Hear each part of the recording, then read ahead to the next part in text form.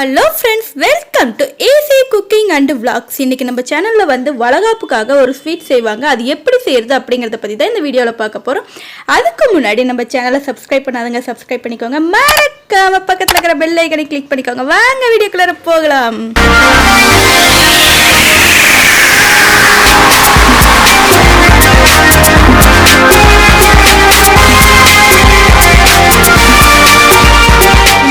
நம்ம இந்த ஸ்வீட் பற்றி தான் பார்க்க போகிறோம். ஸோ அதுக்கு தேவையான இன்க்ரீடியன்ட் என்னென்னு பார்க்கலாம் வாங்க. இங்கே பாருங்கள் ஃப்ரெண்ட்ஸ், இந்த ஸ்வீட் செய்கிறதுக்கு வந்து நம்மளுக்கு வந்து நான் இப்போ வந்து 1/4 கிலோ வந்து ரவை வந்து எடுத்திருக்கேன். ரவை வந்து நீங்கள் பெருசாக இருக்கும் பார்த்தீங்களா, அந்த ரவை எடுத்தாவே போதும். ஸோ வந்து 1/4 கிலோ வந்து ரவை எடுத்துக்கோங்க. அப்புறம் 1/2 கிலோ வந்து சுகர் எடுத்துக்கோங்க. கொஞ்சம் சுகர் அதிகமாக இருந்தால் தான் இது நல்லாயிருக்கும். ஸோ வந்து நான் வந்து சுகர் வந்து 1/2 கிலோ எடுத்திருக்கேன். நீங்கள் எவ்வளோ எடுக்கிறீங்களோ அதுலேருந்து 1/4 கிலோ கொஞ்சம் அதிகமாகவே இருக்கணும். ஸோ 1/4 கிலோ ரவை, 1/2 கிலோ வந்து சுகர். அதுக்கப்புறமா வந்து மைதா மாவு வந்து ஒரு 50 கிராம் வந்து எடுத்துக்கோங்க. மைதா மாவு போட்டோம்னா தான் இது கொஞ்சம் வந்து டேஸ்ட்டாகவும் இருக்கும், கொஞ்சம் ஸ்கிரிப்பியாகவும் இருக்கும். ஸோ மைதா மாவு எடுத்துக்கோங்க. அதுக்கப்புறமா உங்களுக்கு கொஞ்சம் வாசனை தரணும் அப்படிங்கிறதுக்காக வந்து நான் ஏலக்காய் வந்து ஒரு 6 ஏலக்காய் வந்து இந்த மாதிரி எடுத்துருக்கேன். இது நல்லா தட்டி எடுத்துக்கோங்க. கூடயே முந்திரி வேணும்னாலும் நீங்கள் ஆட் பண்ணிக்கலாம். அதுக்கப்புறமா இதை நம்ம மிக்ஸ் பண்ணுறதுக்காக வாட்டர் தேவைப்படும். ஸோ வந்து வாட்டர் வந்து 1 டம்ளர் வந்து ஃபுல்லாக வந்து எடுத்துக்கோங்க.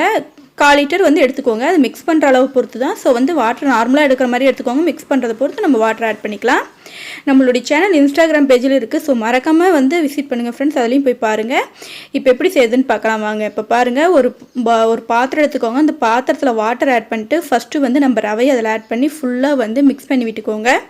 இதை ஃபுல்லாக 1/4 கிலோ ரவையும் போட்டு நல்லா மிக்ஸ் பண்ணி வாட்டர் வந்து கொஞ்சம் அதிகமாகவே இருக்கட்டும். ரவை ஊற வந்து அது வந்து தண்ணி வந்து எல்லாம் உறிஞ்சிடும். ஸோ அதனால் வந்து நல்லா ஊறட்டும். ஒரு 8 ஹவர்ஸ் கழித்து இப்போ ஓப்பன் பண்ணி பார்க்குறேன் பாருங்கள். 8 ஹவர்ஸ் ஆகிட்டு இப்போ நான் ஓப்பன் பண்ணி காட்டுறேன் பாருங்கள். எப்படி ரவை ஃபுல்லாக வந்து ஊறிடுச்சு. நம்ம ஊற்றின வாட்டர் ஃபுல்லாக வந்து நல்லா மிக்ஸ் ஆகி நல்லா வந்து பெருசாக ரவை ஊறி வந்துடுச்சு. இப்போ இதில் வந்து நம்ம வந்து என்னென்ன ஆட் பண்ணுறதுன்னு பார்க்கலாம். இப்போ பாருங்கள், ஏலக்காய் வந்து நல்லா தட்டி வச்சுருக்கேன். ஸோ வந்து ஏலக்காய் ஆட் பண்ணிக்கலாம். ஏலக்காய் எதுக்காக ஆட் பண்ணோம்னா கொஞ்சம் வாசனையாக இருக்கும், அதுக்காக தான். ஸோ வந்து ஏலக்காய் ஆட் பண்ணிக்கோங்க. அதுக்கப்புறமா நான் சொல்லியிருந்தேன் பார்த்தீங்களா 50 கிராம் வந்து மைதா மாவு. ஸோ அந்த மைதா மாவையும் இது கூடயே நல்லா ஆட் பண்ணிக்கோங்க. ஃபுல்லாக எல்லாம் மிக்ஸ் ஆகிற அளவுக்கு வந்து நல்லா மிக்ஸ் பண்ணி ஆட் பண்ணி விட்டுக்கோங்க. இது எந்த அளவுக்கு நீங்கள் மிக்ஸ் பண்ணுறீங்களோ அது வந்து ரொம்ப தண்ணியாக இருக்கக்கூடாது. வாட்டர் கண்டனில் இருந்தால் நம்மளுக்கு வந்து ஆயில் ஃபுல்லாக அந்த இது வந்து குடிக்கும். அதனால் வந்து வாட்டர் வந்து கரெக்டான மீடியம் லெவலில் இருக்கணும். ஸோ அதிகமாக இருந்தால் கொஞ்சம் மைதா ஆட் பண்ணி வாட்டரை வந்து கரெக்டான ஹேங்கிளில் வந்து தயார்படுத்திக்கோங்க. இப்போ பாருங்கள், நல்லா மிக்ஸ் பண்ணி விட்டுக்கோங்க. நம்மளுடைய சேனலை மறக்காமல் சப்ஸ்கிரைப் பண்ணிக்கோங்க ஃப்ரெண்ட்ஸ். உங்கள் ஃப்ரெண்டுங்களுக்கு ஷேர் பண்ணுங்கள். இப்போ அதுக்கப்புறமா சுகர் வந்து நான் மிக்சியில் நல்லா அரைச்சி எடுத்துக்கிட்டேன். அப்படியே போட்டோம்னா கொஞ்சம் வந்து அது ஊறுறதுக்கு லேட் ஆகும். ஸோ வந்து மிக்சியில் ஃபஸ்ட்டு வந்து சுகரை நல்லா அடித்து எடுத்துக்கோங்க. கொஞ்சம் கொஞ்சமாக சுகர் ஆட் பண்ணி இந்த மாதிரி நல்லா மிக்ஸ் பண்ணிக்கோங்க. பாருங்கள், இது வந்து நல்லா கெட்டியாக இருக்கனால கொஞ்சம் கொஞ்சமாக மிக்ஸ் பண்ண நம்மளுக்கு கொஞ்சம் வந்து மிக்ஸ் பண்ணுறது கொஞ்சம் டைட்டாக தான் இருக்கும். ஏன்னா சுகர் வந்து இன்னும் நம்ம ஆட் பண்ணுறப்ப கரைய ஆரம்பிக்கும். ஸோ அதனால் வந்து வாட்டர் கண்டென்ட் கொஞ்சம் பாருங்கள். இப்போ நான் கலக்கிறப்ப எவ்வளோ மாவு பாருங்கள் எவ்வளோ கெட்டியாக இருக்குன்ட்டு. இந்த மாதிரி பதத்தில் தான் இருக்குது. ரொம்ப வாட்டர் கண்டென்ட் எடுத்துட்டிங்கன்னா ரொம்ப சிரமமாக போயிடும். ஆயில் ஃபுல்லாகவே குடிச்சிடும். ஸோ கரெக்டான பதமாக எடுத்துக்கோங்க. அதுக்கப்புறமா இந்த சுகர் கொஞ்சம் நம்மளுக்கு எடுத்து கொடுக்கணும் அப்படிங்கிறதுக்காக லைட்டாக ஒரு பிஞ்ச் அளவுக்கு மட்டும் நான் வந்து சால்ட் ஆட் பண்ணிக்கிறேன். இப்போ அதையும் எல்லாம் போட்டு நல்லா மிக்ஸ் பண்ணிக்கலாம். அவ்வளோதான், நம்மளுடைய வளகாப்பு மாவு தயாராகிடுச்சு. இப்போ இது எப்படி செய்யறது அப்படின்ட்டு பார்க்கலாம் வாங்க. நம்மளுடைய சேனல் வந்து இன்ஸ்டாகிராம் அண்ட் ஃபேஸ்புக் பேஜில் இருக்குது. ஸோ கண்டிப்பாக போய் விசிட் பண்ணுங்கள் ஃப்ரெண்ட்ஸ். இது வந்து நல்ல அடிகனமான ஒரு பாத்திரம் வந்து எடுத்து வச்சுக்கோங்க. அந்த கடாய் நல்லா காஞ்ச வேட்டி ஆயில் வந்து நல்லா அந்த மாவு மூழ்கிற அளவுக்கு வந்து ஆயில் நிறையாவே ஊற்றிக்கோங்க. இது இந்த ஃபங்க்ஷன் ஒரு சில இது வந்து சேலம் சைடு வந்து சேலம் ஈரோடு லைன்லாம் வந்து இந்த மாவு வந்து ரொம்பவே ஒரு ஃபேமஸான ஒரு மாவுன்னு சொல்லுவாங்க. வளகாப்புனாவே இந்த மாவு மோஸ்ட்லி செய்வாங்க. அவ்வளோ டேஸ்ட்டாக இருக்கும், சூப்பராக இருக்கும். ஸோ கண்டிப்பாக நீங்களே வீட்டில் ட்ரை பண்ணி பார்க்கலாம். இப்போ பாருங்கள், ஆயில் ஃபுல்லாக நல்லா காஞ்சிடுச்சு. ஆயில் காஞ்சி விட்டு எப்படி செய்கிறது அப்படின்னு நான் சொல்கிறேன். இது வந்து இரும்பு கடாய். இது வந்து இரும்பு கடாயில் நீங்கள் செஞ்சிங்கன்னா நல்லாவே டேஸ்ட்டாக இருக்கும் நார்மல் பாத்திரத்தை விட. அதனால் நான் இரும்பு கடாயில் தான் இப்போ வந்து செய்ய போகிறேன். இது வந்து ஒரு கிளாஸ் வந்து எடுத்துக்கோங்க.